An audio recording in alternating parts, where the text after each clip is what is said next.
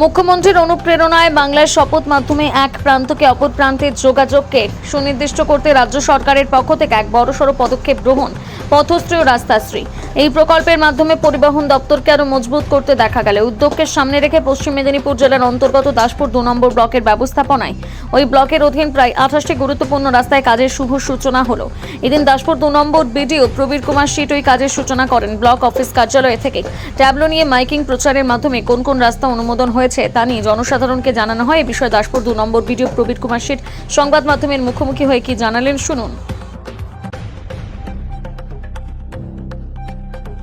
আমাদের মাননীয় মুখ্যমন্ত্রী তার শুভ সূচনা করেছেন। তার মধ্যে আমাদের ব্লকে মোট রাস্তা রয়েছে 42টি।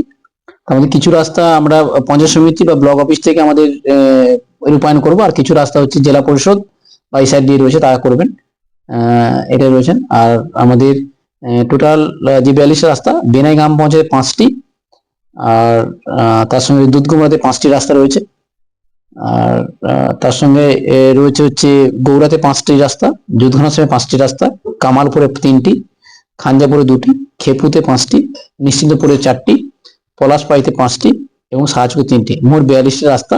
আমাদের গ্রাম পঞ্চায়েত স্তরে যে কাজগুলো হবে, পঞ্চায়েত সমিতি থেকে 28টি রাস্তা তার রূপায়ণ করব এবং বাকিগুলো জেলা পরিষদ ডব্লিউএসআইডি করবে। এবং রাস্তাগুলি সমস্ত আমাদের সিসি রোড হচ্ছে, অর্থাৎ সিমেন্ট কংক্রিট রোড হচ্ছে। আর এর বাইরে আমাদের এইটা করার জন্য এই রাস্তাগুলো যেহেতু উদ্বোধন হয়েছে, মাননীয় মুখ্যমন্ত্রী শুরু করেছেন, সেই জন্য আমরা বিভিন্ন জায়গাতে ট্যাবলো, ডিমলেট, ব্যানার মাইকিং করছি, বিভিন্ন গ্রাম পঞ্চায়েত এলাকায় মাইকিং করছি, এবং যাতে করে মানুষজন এই কাজটি করার সময় যেন তারা সহায়তা করেন। এবং আশা করি আমরা খুব শীঘ্রই এই 42টি রাস্তা রূপায়ণ হবে। 42টি রাস্তা অনুমোদনে কত টাকা ব্যয় হবে?